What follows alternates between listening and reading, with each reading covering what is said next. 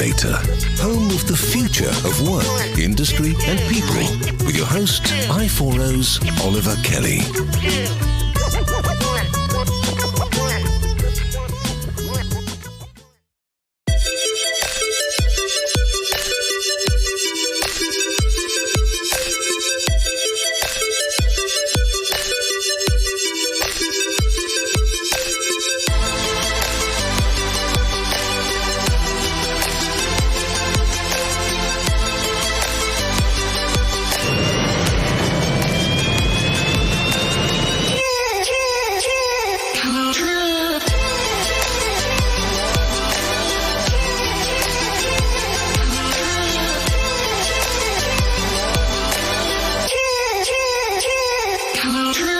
Everybody, welcome back to the show, the Outback Incubator. My name is Ollie Kelly, and you're joining us today with another guest for an interview.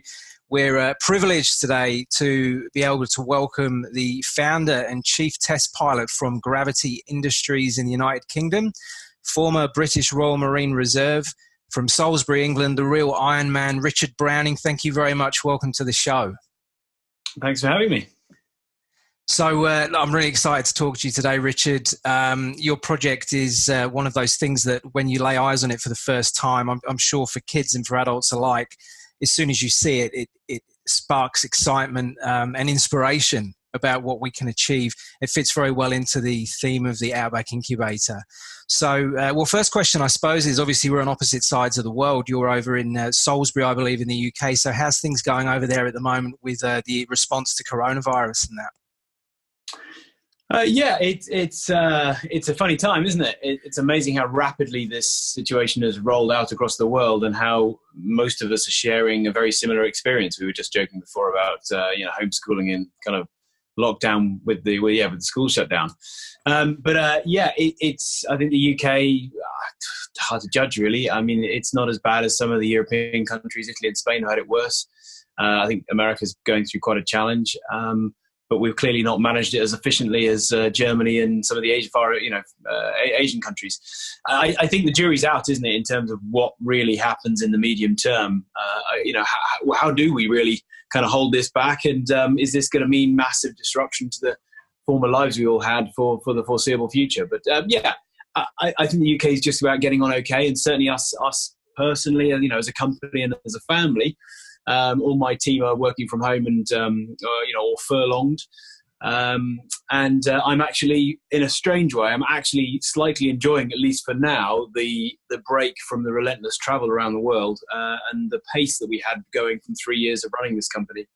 And I've got to things like, for instance, going through our ridiculously huge event archive and test archive of all the footage we've had from over the years. So I'm actually quite enjoying catching up with our YouTube posting of sharing a lot of that journey. But so far it's okay. But yeah, it's a funny time. But now it's quite nice just to get back to what I probably have the most passion for, which is R&D. I'm surrounded by my lab here, and it's a shame my colleagues have to Zoom call in instead of being here physically, but I'm getting a load of R&D done with them that usually would have taken us another sort of 6 to 9 months in between events. Fantastic. And I saw as well on your social media that you've been 3D printing PPE for the response, which is great. Yes, indeed. In fact, the printer's just off screen there. We printed 120 masks now, I think. In fact, actually, not that I prepared them earlier. There we go. There's some just sitting around there. They're the little headband thingies. And then you put a visor here. I'm pleased to report that from the point of view of these, in our region, they seem to be okay at the moment. We've got enough now ready to go if they have another supply problem. But it was in the early days when it was such a shock that stocks ran out, and we supplied air ambulances and hospitals and GP hot surgeries where, they'd set up these particular collaborative surgeries and things. So yeah, that was really nice that we could try and help, but in a tiny, tiny way. But still, many hands make light work, as they say. So, I mean, it's a great contribution. So onto the project, Richard, as I say, it's really exciting. Obviously, you're knee deep in it, but for the rest of us who kind of look in from a lens from the outside, it's like the future on the screen in front of us. So jetsuits, my understanding, and correct me anytime that you wish, they're gas turbines, which is like very miniature versions of aircraft engines, I guess. Just over 1,000 brake horsepower. for the suit to operate and get you off the ground, etc. And you can travel over 50 miles an hour. And am I correct in saying 120,000 revs per minute? Yeah, so yes, the smaller engines on the arms, that's their typical sort of maximum RPM, yes indeed. Which, you know, for your average family car, you're sort of getting a bit nervous past sort of 4,000 or 5,000 revs per minute. So yeah, they're quite amazing little pieces of technology, really. I mean, each arm engine, each engine that you have on your arm, and you have two on each arm, each one only weighs about 1.9 kilos, 2 kilos, and yet they put out a maximum of 22 kilos of thrust. Which is phenomenal. And all that thrust is generated by blowing air through a hole probably about that big, which is just defies imagination, really. You have to really experience them to feel the true power of what these things do. And yet, strangely, the physics of all this is very much like a fire hose in terms of you're blowing, instead of water out of a hole, which would logically push you the other way, which is what like holding a fire hose is like.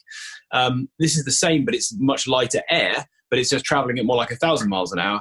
But it creates the same spongy push. So despite the noise and fury and chaos and perception of madness around it, actually it's completely serene. I mean, we just posted up, my wife and I, a slightly silly clip. We were doing a collaboration live on Instagram with a famous YouTuber, Colin Furze. He's got a great sense of humour, so he challenged me to see if I could drink a cup of tea and eat a biscuit. It's very British. Whilst flying. So on Instagram at Take On Gravity, I'll share those links with you later. But on Instagram, you can see me flying up and taking a drink of tea and biting a biscuit. And I went back for another bit of biscuit, actually. It's so effortless. And yet it's being supported by all this power and fury. I think that's partly the cocktail that enthralls live audiences to such an extent.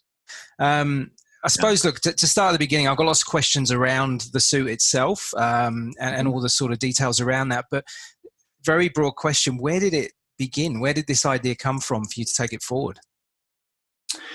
So, yeah, it's a mixture of things, really. So my kind of formal background, I was an oil trader with BP for 16 years in the City of London. And I went straight into that after university. I did indeed join the Royal Marines Reserve for about 6 years and very proudly got my Green Beret and everything with them. I originally had a career in the forces. That's what my plan was. But then having spent so much time at university doing military stuff and met my now wife some 20 years ago or so, I kind of thought, I could probably go and dip my hand in earning some money if I can in London. And one thing led to another, and I ended up in a very interesting career. But it wasn't really scratching the itch that I inherited from my family.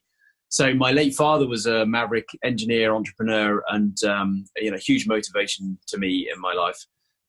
Sadly lost him when I was 15, and a large part of my journey, really, in hindsight, not that I consciously realised it, but was probably fulfilling a degree of the unfulfilled entrepreneurial ambition that he left. But my other two grandfathers, one was a wartime pilot and a civil aviation pilot, and my other grandfather was Sir Basil Blackwell, who used to run Westlands, the helicopter company, now Leonardo. So, and again, it's only come through interviews in the last 3 years that I've sort of pieced together through answering these kind of questions. And it dawned on me that actually that was probably pointing towards something outside of oil eventually. But a big part of the original challenge was this idea that if you take the human brain and body in the Royal Marines and ultramarathons and some various other sports, in fact, I'm going to run later today, where it is, various other sports have taught me that actually the human brain and body is a pretty amazing machine. If you focus it on a challenge, whether it's flying an aircraft, learning to skateboard, ski, be a brain surgeon, all of these things that this machine can be tailored in most cases to go and achieve. So I thought, look, for no reason other than just the genuine sheer joy of the challenge, what happens if you use that balance system that we've all got, use the strength to weight ratio which we have, so I could support myself in planches and other sort of amateur gymnastic-y kind of positions. I thought, what if you support the support of the floor or a bar for the momentary support of a jet engine, or a form of propulsion, but I had a hunch jet engines would be the right thing. It would just be really fun to see if you could actually do something which conventional received wisdom suggests is just not possible. Everybody knows you can't build an Iron Man suit, and everybody knows you can't carry enough fuel, and everybody knows it's too hot and it'd rip your arm off, and the centrifugal force, gyroscopic force would mean that you couldn't manipulate the engines because they would fight you perpendicular to what you're trying to do. And yeah, it's just never going to work. And I love it when people kind of have that basket of assumptions, because underneath that kind of basket of assumptions, only probably one time in 20, because most of the time people are right. Things are hard or difficult. But one time in 20, turns out if you keep persevering and have a little bit of luck and call upon the right resources, turns out you can kind of uncover things that people didn't think was possible. So sitting in the background there is about 5 of them. So it was all of just genuine joy-fueled journey into what was supposed to be not possible. There was no thought at all to it being a business or anything like that. Which is great, because it's for the passion and the love then, right? Just going through that, what you were saying, it reminded me of a picture I saw about 6 months ago, and it was an overlay. It was the Wright brothers in front with their first flight, and everyone's excited in black and white, and behind it was an A380 from Airbus. And it didn't have any words on it, but it got me thinking, that's about 115 years, right? Look at what has been achieved in 115 years. Yeah. But the fact is that the original idea came from people saying you can't do that, and people saying, well, no, there's always a way. There's always a way that you can at least have a go and find your way through a process to get there. Do you know, there's a lovely anecdote about Kitty Hawk and the Wright brothers. So the famous footage, which you can look up online and see, where the brothers, who were from a background of building bicycles, were achieving the very first flight, the supposed very first flight. Not very high, not very fast, it's really crude, but they still flew. That footage isn't the first flight. That was, I think, day 2 or 3, because on day 1, when they invited the press to come and view it, no one turned up. Is that right? No one knew what an aeroplane was. No one knew what they were talking about or why it would be useful or interesting. And no one turned up. So they had to say, no, honestly, we're flying. Please come and have a look. And so all that famous footage is day 2. And I find it hilarious, because I felt a little bit of that. Having built this in 2016, didn't share it anywhere, quite unusually for today's day and age. I didn't put it on YouTube or anything like that. I had a serious career to kind of protect, because I really didn't know if this was ever going to work. And it looked ludicrous. And again, all this footage is going up on our YouTube. It was just, it was potentially a very silly joke if it didn't ever work, but then it did. And I managed to fly in 2016, about November, a little engine on the back of each leg and 2 on each arm. It was really difficult, like balancing a sort of puppet on a string. But that moment I landed, I just realized, oh my God, this actually works. And if that works, I can so improve it. And then the next sort of milestone was that various people in the family and stuff would just sort of come out and ask, well, what are you doing at this farmyard?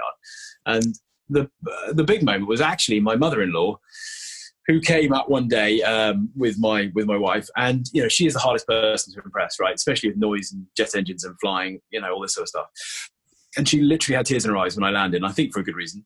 But no, she gave me a hug and just said, "I get it. That's just miraculous. That doesn't look real. I just get it." And it was really quite a profound moment. So I thought, why blimey, this deserves to be packaged a little bit and shared in a slightly more professional way than just whacking out on YouTube and see what happens. So we partnered with Wired and Red Bull, which are 2 brilliant brands, to try and achieve that objective. And in April 2017, we launched it. I still had a day job. I did warn my employer that there might be something going on in the media. But again, I didn't really know if it would really go anywhere. And it just went crazy. Within a week, we had 1 billion impressions. I got a phone call from Chris Anderson to go and do TED 2017 in Vancouver. And there's a whole accidental VC round story on the way to that event. And then, we've just grown it into really quite a substantial business with a large number of people. And there's a million things I can tell you about that we're going to do when this lockdown is lifted eventually. Well, if you're one favour with your mother-in-law, you're already the people's champion, Richard. Everything else is just details. So that's excellent. And going back to BP, actually, so I've worked in oil and gas for a number of years as well, actually. And it's an interesting industry in that it can be very archaic, the way things are done, but it also always looks to innovation. So it's like this double-edged sword. And where I'm going with this is to your point earlier, which is when people say this can't be done or that can't be done. And innovation is obviously a frame of mind or a way of life where you think, well, there's always a better way. So I know you did win an award for what you did at BP. And I think that's probably testament to, it's not like you've just had an idea outside of your career and gone for it, but it's probably in your DNA. And when I say DNA, from the story you've told me, with your father and everything as well, it could well be there. So what was it that you actually did at BP? What was that project? Because I know you won an award for it, didn't you? Yeah. So I had quite a few lucky breaks, but I was also pretty good at making sure that the failures were not catastrophic to the company or me personally. And that's a really important point of innovation. You've got to make those failures recoverable. That's our key ethos here. But yes, back at BP, I mean, my really big breakthrough, for which I became quite famous in the industry for a period, and arguably was more impactful than building jetsuits, was the discovery of a system called AIS, Automatic Identification System, and it's used as an anti-collision beacon system in shipping. So every big ship has a transmitter and pings out an unencrypted signal that says, hey, I'm here, I'm going over there, and this is my name, basically, please don't hit me, in fog and things. And every ship carried it, and they also carried a receiver listening in to all the other ships around it. So a very great safety system. What no one had really realized is that there was a network of kind of ship spotting enthusiasts around the world that had stuck little listening antennas perfectly legally in like flapped windows overlooking bays and ports and shipping channels and things like that. These things could pick up signals on a good day at about 50-mile radius, and they'd network them all together. Because if I plug mine in, well, I could see everybody else's, and they just delighted in watching all these ships move around the world. No one had really realized from a commercial point of view, if you marry that information up with some knowledge about what the cargo history of those ships are, you can see in real time for cargo flows. So you can see where, a gasoline carrier or a crude carrier or a grain carrier, you can see where they're loading, you can see where they're going, but even better, they're typing in where they're going and when they think they're going to get there. So I created like a virtual commodity trading crystal ball, and the joy was no one got it. This is back to the Wright brothers thing, right, in a way, clearly a much smaller level, but it was the same principle. No one got what I was talking about, and I had a hunch, but I still wasn't that confident. I sort of thought there was something intuitively valuable. It sounds ridiculous to even question it now, but I squeezed $20,000 out of my then boss, who just said, look, if it keeps you quiet, stop whinging about it, don't do it in work time, just go knock yourself out. So I found a little company outside of BP that could do a sort of Google Maps type platform, because back in those days, I don't think Google Maps was even around. I did a deal with this network, this sort of collaborative network, to get their data on a trial basis, squirted it onto this map, hosted it on our HR intranet page, because for all the trading servers and stuff, I was told to run away. If I had $1 million of budget, I could possibly get some 5 nines reliability space and all this sort of rubbish, and I clearly didn't. I'd burnt my 20 grand on getting this platform built. So I got it on this HR server, somewhere in South Africa, I think. Some very, very enthusiastic IT manager down there supported me. And I literally printed out the URL longhand and stuck it on the desk of all the traders. Went home that night, came in the next morning, and there was just like noise everywhere. There's people crowded around screens, everybody holding up these little bits of paper. It was just crazy. And yeah, I mean, it's so long ago now. I mean, it's at least 10 years ago. I could probably just say it, but it made BP well over $500 million. I think we got nearest 700 million by the end of the first year. Now, the whole industry eventually caught up. And actually, on a positive note, this was actually representing an efficiency for the market. So if everybody in the market can get a better idea of what everybody else is doing, actually, everybody can plan a lot more efficiently. You're not going to have ships passing each other with similar cargoes or not doing multi-port drops and all this sort of stuff. So actually, it was genuine release of inefficiency value, if that makes sense, from the market. This wasn't anybody gaming anybody else or anything. Yeah. And it was just brilliant. It did reinforce in me that addiction to a degree of when you spot something, you get a twinkle in your eye and think, wouldn't that be cool if that worked? And then surviving relentless times when it doesn't, but just for those 1 or 2 occasions where you do get to the summit and the view is amazing. And obviously it's in your blood, I mean, and you've proven that, and you're surely not stopping where you are at the moment as well.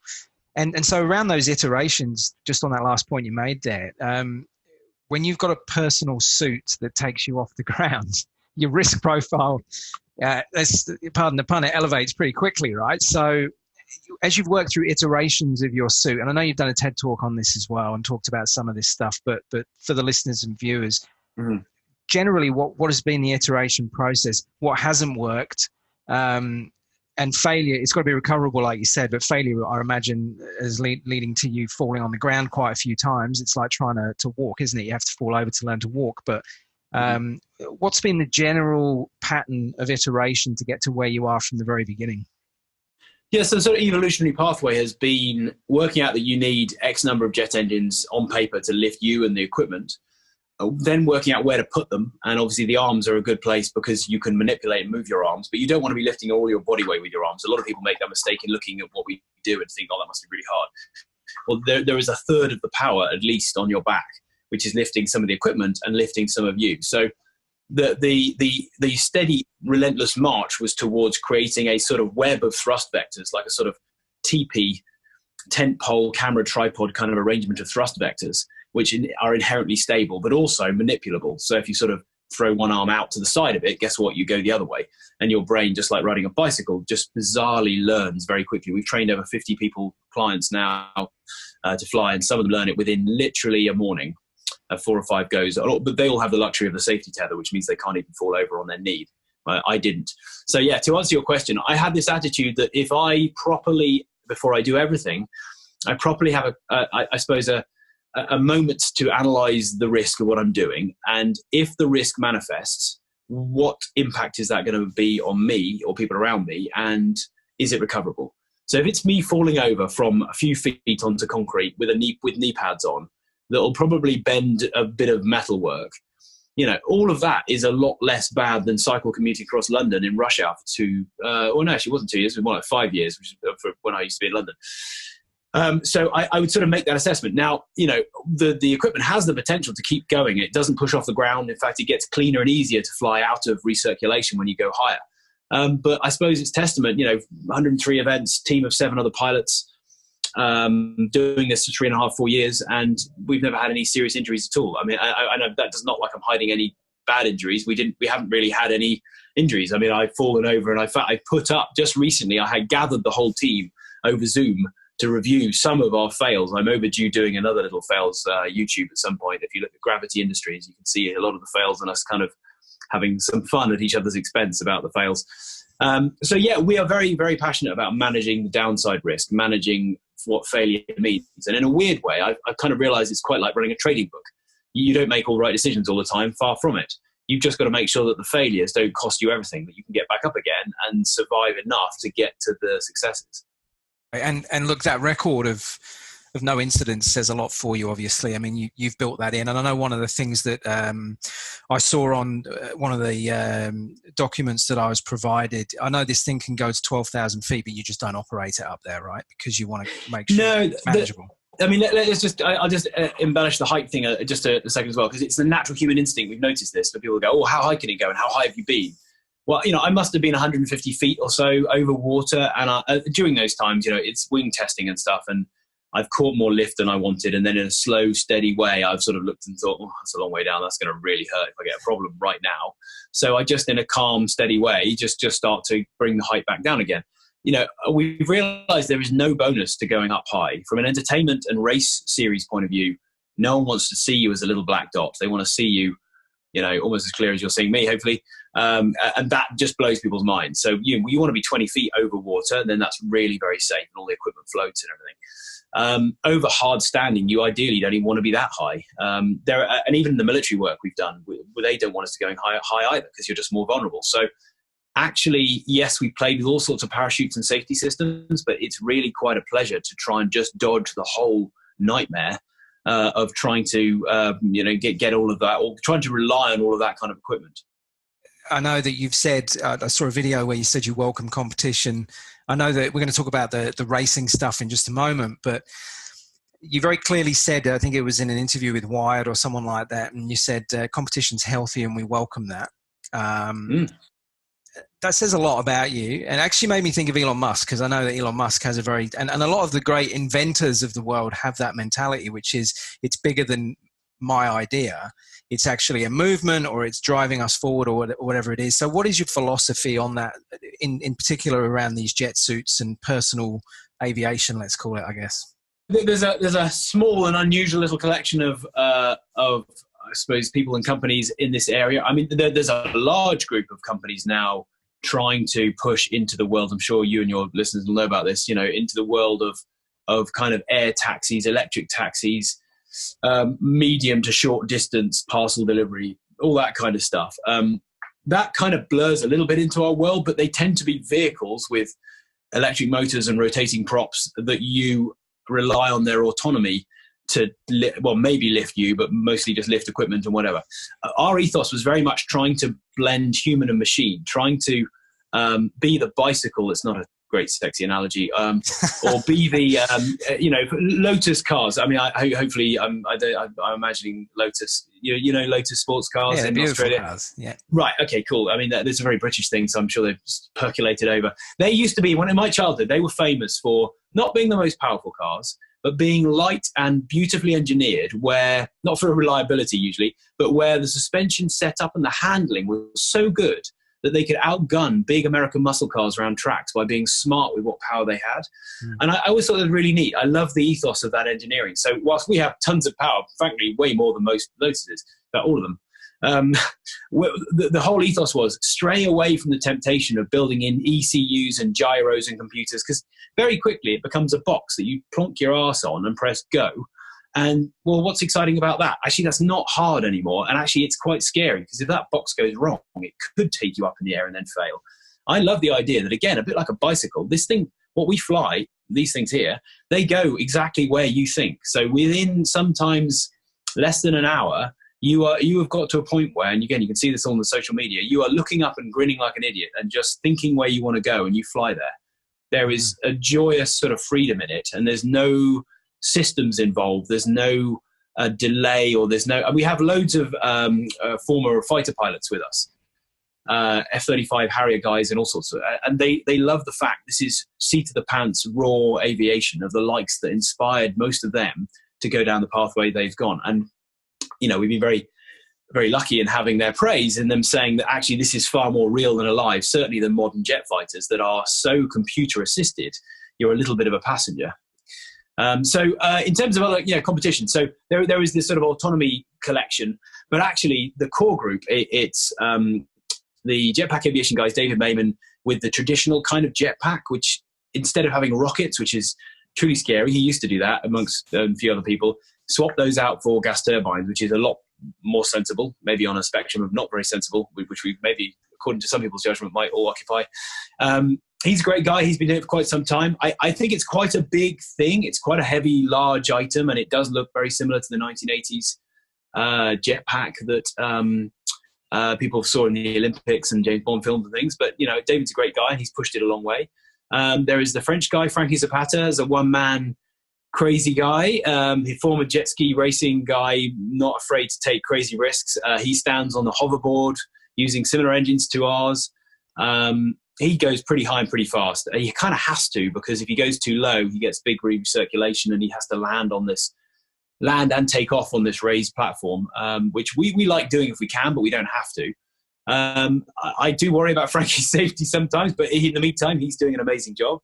And then there's Yves Rossi, the guy that most people will have seen at some point pop up on their social media in the last decade, with the powered sort of free fall wing, jumps out of a helicopter typically, fires up the engines, and then flies along, often alongside things like A380. So I think he's done it once anyway. He's a great guy. I know him quite well. He's a wonderful pioneer. So yeah, there's really not very many of us in this world. And so with the racing that you want to move towards, I know you've done one or two already, but so would those guys and their tech be involved, or are you looking at just gravity industry suits that would be involved in that racing? What does that look like? Yeah, so the first race was supposed to be in Bermuda. We've got a shipping container sitting in Bermuda right now full of all our gear, not the race suits luckily, but everything else. That was scheduled for March, and unfortunately the lockdown has kind of paused that, but it will happen at some point, even if it's behind closed doors. We've got all the race pilots, all the gear, everything all kind of set up, and I think it will be a wonderful showcase of sort of human and machine capability, a bit like a human Red Bull Air Race meets Marvel Iron Man meets sort of nighttime Formula One kind of mashup. I'm very passionate that this could be an awesome sport, but I'm going to let the content from when we finally run the race actually speak for itself. It's hard though to build a brand new sport.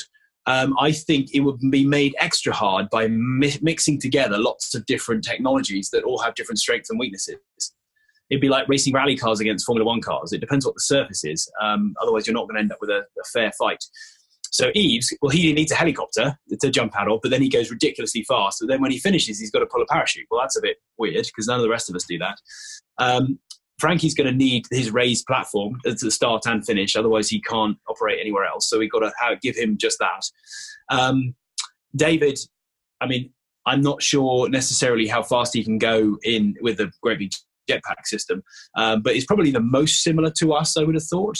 But then he doesn't have a leg wing system, any aerodynamic aids. So when I flatten out and do 85 miles an hour like I did for the speed record, would that be considered cheating, or does David want to try and fit some kind of wing to his? You see the problem you get to? You need a certain amount of consistency in the competition, Otherwise, you can't really understand which of the humans is actually doing a really good job. I imagine that what you're looking for then is like a circuit eventually where exotic locations around the world, that would be the best place for it, I imagine. Yeah, I mean, the joy of it is that any water location, any lake, river or seafront, and you think about it, nearly every city has one of those, then we really don't need much space. The area we occupy and the risk profile is nothing in comparison to a Red Bull Air Race, and we know quite a few of those guys. It's a very self-contained thing. All the pilots travel with their own jetsuits. That thing there, as one entire self-contained jetsuit, fits in a check-in or 2 check-in suitcases. And in normal circumstances, you can fly anywhere in the world with it and even run it off road diesel.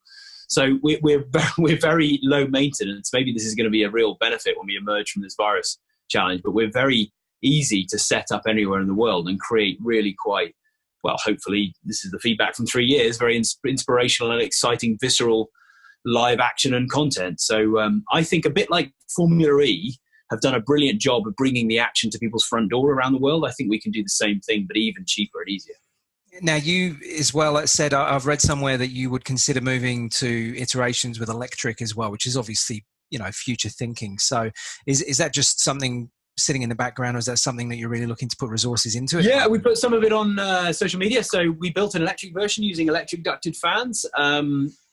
It's tough. You and your listeners are probably familiar with the ratios of between 40 and 60 when it comes to looking at the energy density deficit of batteries, lithium batteries versus gasoline, diesel or jet fuel. 1 kilo of those fuels has to be matched with 40 to 60 kilos of lithium battery weight to contain the same energy. It's a real challenge, but Elon Musk and friends are all working on trying to crack this. So once they do, we are ready and waiting, because the electric ducted fan system does work. It's quieter, not as much as you'd imagine, but it is quieter. And obviously instant start, there's no real heat involved. Not that that's a problem really, surprisingly, but we'd love to. I mean, the biggest leap we made was actually lightening the pilot to solve the battery problem. So I recruited one of my sons, at the time was 9, and we clipped him into the tether. And there's a great little clip. We should probably put that online, actually. We haven't shared that yet. And he bounced around like he was on the moon, which is pretty cool. But yeah, it's tough. I'd love to have an electric series. That'd be cool. And you've answered this to an extent already, but the next question I had was really around future potential applications of this. And I don't expect you to give everything away anyway in an interview such as this, but entertainment seems to be your priority. There's obviously so many other applications. I mean, the first thing that went into my head, having worked on cross-country pipelines for a number of years, was you don't have to have someone sitting in a Land Cruiser anymore. You can just pop someone along a pipeline right away and they can drop down, as long as it's intrinsically safe or they're outside the boundary. But there's 101,000 things you could do. Yeah, no, I mean, let me unpack that slightly. So yes, it dawned on us that when you think about Formula One and IndyCar, NASCAR, and you've got a bunch of your own motorsport franchises out there, haven't you? What is the point of those vehicles? The Holdens and the GMs? Am I right? Yes, your great big kind of muscle cars. Yeah, that's right. The V8s. So what's the point? Yeah, exactly. What's the point of those vehicles, right? I mean, they sound awesome. They look brilliant. They're entertaining. They're inspiring, and they leave a trail of technology. But are they practical? No, not at all. So it sort of dawned on us that actually we've accidentally invented that basket. The consistent reaction from polling 100 different audiences around the world has been, oh my God, I've never seen anything like it, and I want to see more. So it's like, well, okay, why don't we just run with the entertainment and inspiration thing? And as that human competition, especially scaled through a race series, pushes the technology faster and further, then we might well leave a trail of actually usable technology. Now, in the meantime, it's very true to say search and rescue and special forces, we've got a very active program in both of those in the US and UK. The military stuff is huge fun, I have to say. And my background helps there a lot. But really, in terms of taking the kids to school, dropping down the shops, maintaining social distance while you go to the shops, it'd probably be good for that. Then no, it's not practical. It would be like having a Formula One car in your garage to go to the shops. If you really had to, you could do, but it's just silly and potentially dangerous. So I paused that thought for a moment and then I'm reminded of a story, and I always quote this, that one of the early pioneers of the automobile was the Mercedes-Benz kind of original story. And I think, forget the guy's name though, but Mr. Benz, his wife took the very crude prototype that he had built, sort of without him. I think the story is that even without his real permission, but anyway, She just took it out and thought, right, I want to prove this thing is useful because he's probably wasting a lot of time with this and whatever. Sounds very familiar story. And she drove this thing like 20 miles to the next town. And it took like a day because it broke down the whole time and she had to fix it. And it was noisy and smelly and a joke. And people passed her all the time with horses going, why are you wasting your time with this? The horse is way better. And look where cars have got to. So if through the medium of race series, we end up evolving this to a point where maybe an electric version with a bunch of clever airbag type safety aids, which also make sure you don't go more than 20 feet or something, then maybe. I'm not going to lose any sleep over it, but it's really awesome fun in the meantime to see where this goes. Well, we are exponential at the moment, even though we've got a pause with coronavirus. So who knows? But in the meantime, everyone's just going to enjoy it, I guess. So now, I don't want to keep you too much longer because it's the morning over there. I'm fortunate it's the evening here. But you've got a book coming out. Can you tell us what's it called and what's it about? Yes. This is a slightly tricky subject now. Yes, Penguin Random House, the big global publisher, and they approached me, have put together an account of the whole early origin of this, and actually a lot of my early inspiration that you were mentioning there, my father and childhood kind of story. It's called Taking on Gravity, and it was due to be out at Father's Day this year, but guess what? The whole global publishing industry has decided they can't now gather for book fairs or meetings or anything. So it's pushed back to 2021. I think it's still on pre-order. And I've got the challenge at some point of reading the audio book. And it's tricky because I love audiobooks and I haven't got the patience. And I blame my dyslexia for being, mild dyslexia for being a rubbish reader anyway. So I've got to read my book to myself. And everybody, hopefully, that wants to listen to it. So that will fill the time in the meantime. But I think it's unfortunately going to be about a year before it's out. But Taking on Gravity. In the meantime, I would love to point people at, like I say, our social media, particularly our YouTube. I've done a load of behind-the-scenes documentary stuff, and there's more coming.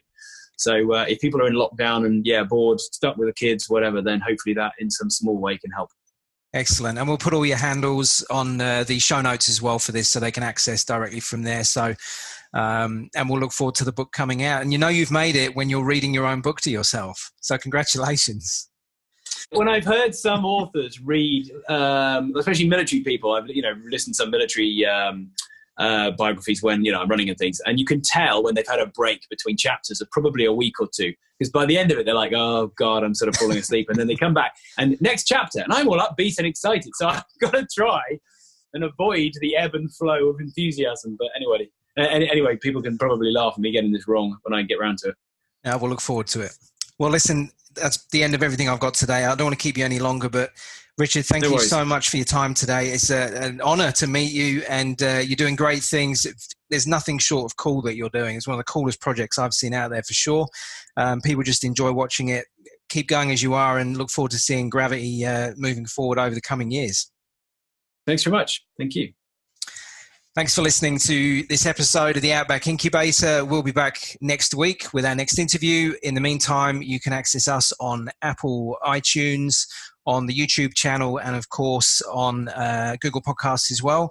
Until next time, thanks very much for listening. And remember, there is always a better way.